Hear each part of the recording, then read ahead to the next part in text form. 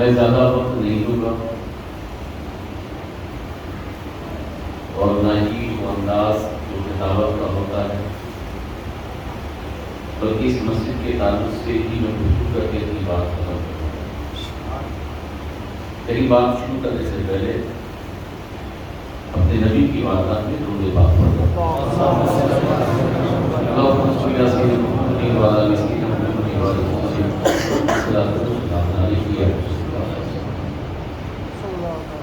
آپ کو اسی حدیث پاک آپ نے سنی ہے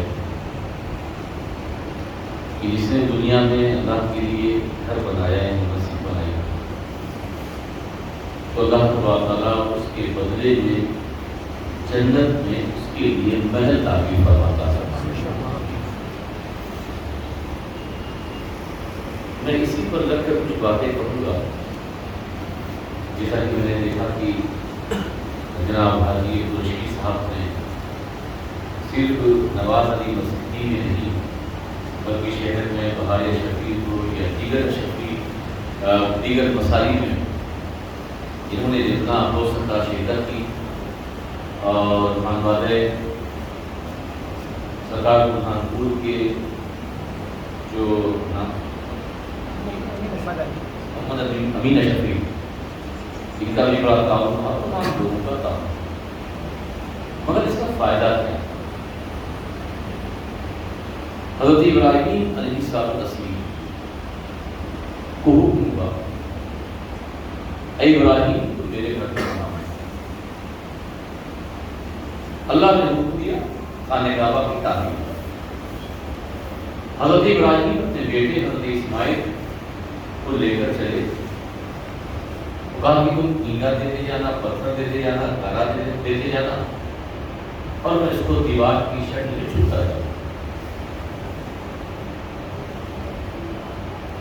ایک پتھر پر کیونکہ دیوار جب اونچی کرتے ہیں تو اس وقت تو بانس اور یہ جو پیڈ باندھتے ہیں یہ سارا انتظام نہیں تھا، بلکہ ایک پتھر تھا، اس پتھر پر حضرت ابراہیم کھڑے تھے، اور جیسے جیسے وہ دیوار اونچی ہوتی جاتی وہ پتھر بھی اونچا ہوتا جاتا۔ اللہ کا گھر بن گیا، خانہ کعبہ کی تعمیر ہو۔ اب آپ غور کیجیے گا دو چیز، جب اللہ تعالیٰ نے حضرت ابراہیم کو آزمائش میں ڈالا تو از خود انعام سے نوازا۔ قرآن شاہد وَإِذِ ابْتَلَىٰ إِبْرَاهِيمَ رَبُّهُ بِكَلِمَاتٍ فَأَتَمَّهُنَّ قَالَ إِنِّي جَاعِلُكَ لِلنَّاسِ إِمَامًا قَالَ وَبِذُرِّيَّتِكَ قَالَ لَا يَنَالُ عَهْدِي الظَّالِمِينَ۔ اے ابراہیم، جو تم نے امتحان کی وادیوں سے اپنے آپ کو گزارا ہے، ہم نے تم کو مختلف آزمائش میں ڈالا ہے، مگر ہم نے تمہارے ماتھے پر پسینہ نہیں دیتا، تمہارے قدم ڈگمگایا نہیں۔ میں تفصیل میں نہیں کروں گا، بہت سی امتحانات ہوئے ان کے ساتھ، مگر تم مسکراتے رہے، لبوں پہ مسکراہٹ تھی، ماتھے پہ شکر نہیں تھی، پیر ڈٹا رہا۔ اے ابراہیم، ہم تمہیں کچھ دینا چاہتے ہیں، جو آزمائش اور امتحان سے تم گزرے ہو، پاس ہو گئے ہو، ہم تمہیں کچھ دینا چاہتے ہیں، عطا کرنا چاہتے ہیں۔ کہے گا تیری مرضی، اب تو اگر کوئی پھل دینا چاہتا ہے، کوئی انعام دینا چاہتا ہے، تیری مرضی، جو انعام دے۔ قال انی جعلک للناس اماما، اے ابراہیم، ہم تمہیں پوری انسانیت کی امامت عطا کرتے ہیں۔ حضرت ابراہیم نے مانگا نہیں تھا، اللہ نے امتحان میں ڈالا، آزمائش میں ڈالا، کامیاب ہوئے۔ اے ابراہیم، ہم تم کو ساری انسانیت کی امامت دیتے ہیں۔ تصویر کا دوسرا رخ، خانہ کعبہ کی تعمیر ہو گئی، رب نے یہ نہیں کہا ابراہیم ہم تمہیں یہ انعام دینا چاہتے نہیں، کہا ابراہیم تم نے میرے گھر کو بنا لیا؟ ہاں اللہ نے بنا لیا، یہ دیواریں اسی کر لی، گھیر دی۔ کہا ابراہیم تم نے میرے گھر کو بنایا ہے، اب اس کعبے کی مزدوری کیا لوگے؟ توجہ، ادھر آزمائش سے گزرے تو یہ نہیں کہا ابراہیم تجھے چاہیے کیا، بلکہ رب نے خود ساری انسانیت کی امامت کی۔ ادھر جب اللہ کا گھر بنایا تو رب نے خود انعام نہیں دیا، بلکہ حضرت ابراہیم سے پوچھا کہ تو نے میرے گھر کو بنایا ہے، اس کا انعام کیا؟ اس سے پتا چلا کہ اللہ تبارک تعالیٰ نے حضرت ابراہیم سے پوچھ کر اللہ کے گھروں کو بنانے والوں کو یہ بتا دیا کہ جو اللہ کا گھر بناتا ہے، جو مسجد بناتا ہے، اللہ عطا تو کرتا ہے، اللہ تو دیتا ہے، مگر وہ دینا تیری نیت پر ہے، تیری آرزو پر ہے۔ تو نے اللہ کے گھر کو بنایا، جو کچھ بھی اللہ سے مانگے گا اللہ تجھے عطا کرے گا۔ اللہ نے پوچھا ابراہیم کچھ بھی مانگو، میں نے گھر بنایا ہے، اے اللہ مجھے مزدوری چاہیے۔ انہیں حضرت ابراہیم سے پوچھا تھا مجھ کو بھی مزدوری چاہیے، تو رب کہے گا تجھے کیا مزدوری چاہیے، کوئی بھی مزدوری مانگو۔ یہ انعام ہے اللہ کے گھر کے بنانے۔ لیکن سوال یہ پیدا ہوتا ہے کہ حضرت ابراہیم نے وہ مزدوری مانگی کیا؟ مزدوری مانگی کیا؟ وہ پیغمبر تھے، دنیا کے خزانے کی کبھی نہیں، ساری نعمتیں تو ان کے ذریعے غلاموں کو بٹا کرتی تھی، انہیں اس چیز کی کیا ضرورت تھی؟ ہاں بس اگر تو خانہ کعبہ کی مزدوری رب دینا چاہتا ہے، کیا پیاری مزدوری مانگی، اگر تو خانہ کعبہ کے تعمیر کی مزدوری دینا چاہتا ہے تو بس اس آخری نبی کو میری اولاد میں پیدا فرما جس کے صدقے میں تو نے ساری کائنات کو بنایا۔ خانہ کعبہ کے تعمیر کی مزدوری میلاد مصطفیٰ۔ اس لیے اللہ کا گھر بنائے جنت تو ملے گی ہی، مگر اللہ سے خود اس گھر بنانے کی مزدوری طلب کر سکتے ہو، اللہ تعالیٰ تمہیں اس کا انعام۔ اور ایک چیز بتاؤ، آپ تو اپنا گھر بناتی ہوگے، بنا بھی لیے ہوگے، کبھی ایسا ہوا ہے کہ آپ کوئی گھر برہانپور میں بنائے اور وہ ناگپور میں تیار ہو جائے؟ ایسا پاسبل ہے؟ بولیے۔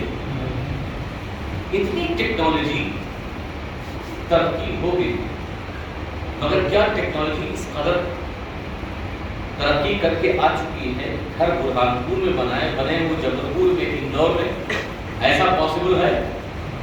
بولیے نہیں۔ جہاں بنائیں گے مکان کہاں بنے گا؟ وہیں بنے گا جہاں بنائیں گے مکان، مگر اے رب تیری قدرت پہ ہم نازا، تیرے فضل پر قربان، تیرے کرم پر، تیری شان کریمی پر ناز ہے کہ بندہ تیرے لیے دنیا میں گھر بناتا ہے۔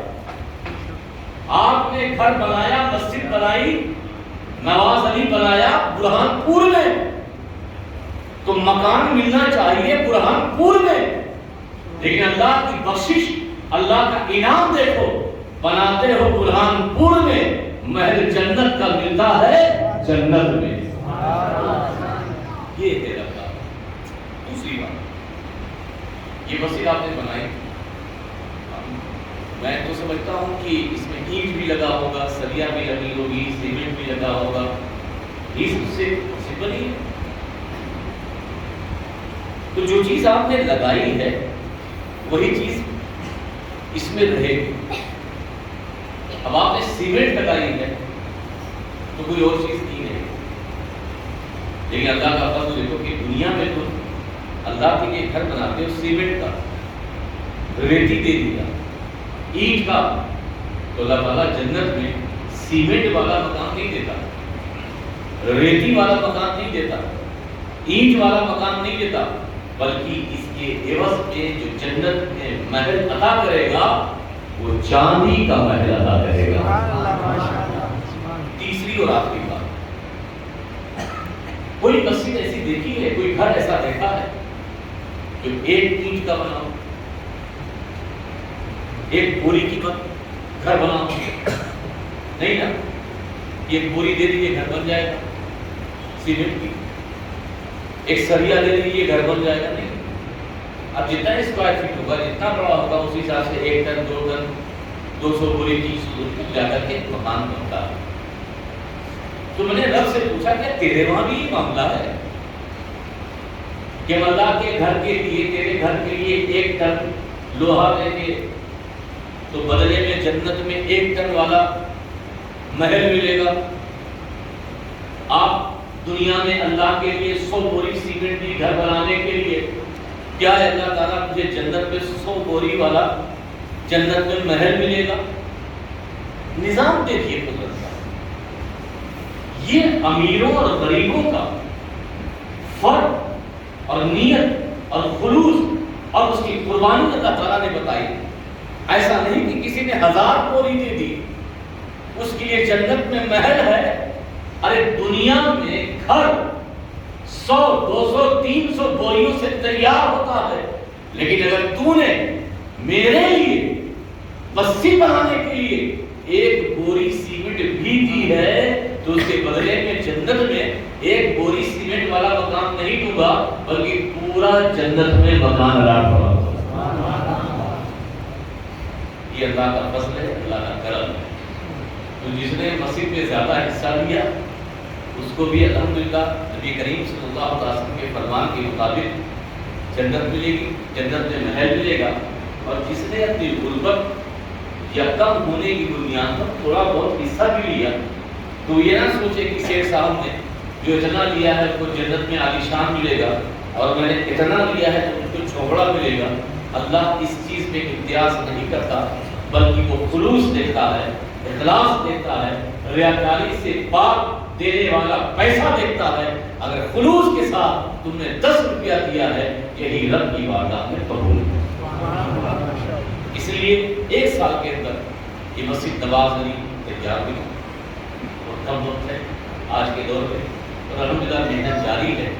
اس لیے دوسرے سال یا کبھی اور بیچ میں آنے کا اتفاق ہو، کہ آنے کا نہ ہو تو کم سے کم ہمیں یہ اطلاع مل جائے کہ جو مسجد نواز علی میں ہم گئے تھے وہاں کے لوگوں نے بڑھ چڑھ کر حصہ لیا، اب وہ مسجد مکمل ہو گئی۔ اللہ کی بارگاہ میں دعا ہے کہ اللہ تعالیٰ ہمارا اس مسجد میں جو ہم نے امداد کی ہے، حصہ لیا ہے، اسے قبول فرمائے، اور مسجد بنانے کے ساتھ ساتھ ہمیں اس مسجد میں یکم پر بھی نمازیں منجلانہ ادا کرنے کی توفیق فراہم فرمائے۔ وعلینا الی اللہ۔ السلام علیکم۔ السلام علیکم۔